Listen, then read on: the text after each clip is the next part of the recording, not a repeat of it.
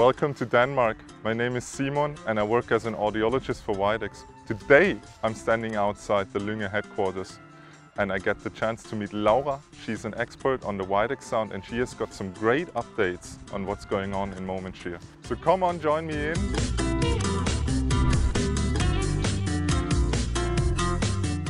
Let's start the day by meeting our first expert, Laura. And Laura is a research specialist, so she knows all about sound, especially in Widex products, of course. And she's right here. So, Laura, I'm happy to meet you. Good and to let's see you, talk Simon. sound, right? Yeah, so, absolutely. Shall we enter? What an impressive room. Yeah, that it is, isn't it? Yeah. And we've got the sound coming from all directions. It breathes audiology, I think. Yeah. Talking about sound, can you explain what the specific sound in Widex Moment Sheer hearing aids is? I think before we start about talking about Sheer, we really need to maybe take a step back and talk about what's special about Widex sound, right? And I think on the most general level at all, it's a question of us thinking about sound quality in everything that we do. Prioritizing this natural sound that's pure and perfect for the individual ear. And then there's some very central parts of the hearing aid where we really design for optimal sound. And the filter bank is one of them. I think you'd probably agree that it's... You can really analyze the sound there, exactly. Right? So, yeah, so the idea is you need the analog signal to become digital. Sure. And that's where the filter bank plays a big role. Yeah. And Widex does that in a specific way. We do what we call a time domain filter bank. We do this time domain which does a lot of good things to the sound quality.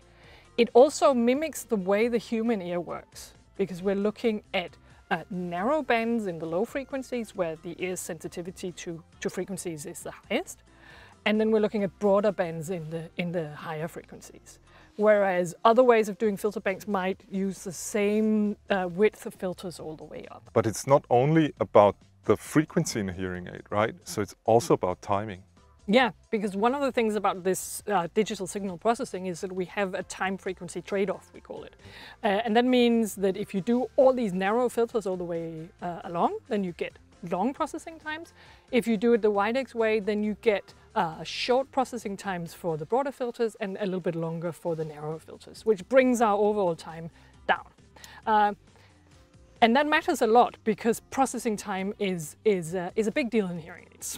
Can you tell us a little bit more? We've introduced PureSound in Moment hearing aids for the first time, and we of course use it in Moment Sheer still, but can you give us a little bit of an overview, what we know more of that system Exactly. in terms of research? Yeah, and we're learning a lot about how PureSound works and how delay matters to people. So first of all, it's a sound quality thing. If you don't have this artifact from delay, that matters, you get a better sound quality, and we can see that people prefer that. So that's the first thing.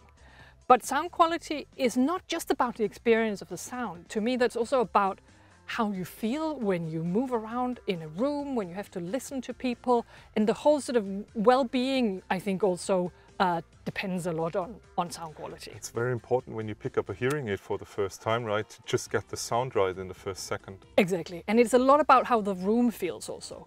That sounds come from the direction you expect them to. So if you know the sound is coming from there, then it also needs to sound as if the sound comes from there. And that's one of the things we hear both from patients telling us and in some of our research that PureSound is really superior on this. So basically that also, I think, reflects how you are position yourself in a room or how you perceive that your position in the room. It's very important that I feel like I'm in an orchestra when I'm actually standing, or a theater when I'm actually standing there. Yeah, so some of our colleagues in the US have done a study where they looked at how good people were at discriminating listening positions in a room, and we see that there's a solid advantage for PureSound there over standard delay hearing aids.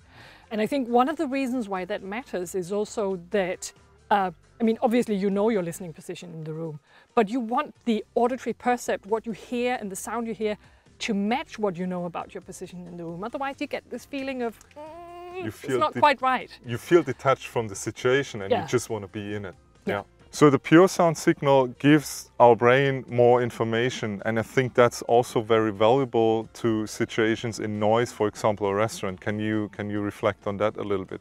So what we've done is some EEG studies. We've had one that's already published and one on the way, where we put hearing aids on people's ears and then we put electrodes on their heads so we can measure the electrical currents from their scalp. completely non-invasive, but we get a picture of what's going on in the brain. And what we see with PureSound is that the neural response to a speech signal looks a lot more like that speech signal than if you have delay in the hearing aids. So you get a more robust brain response, basically, and you get something that's more like the real thing.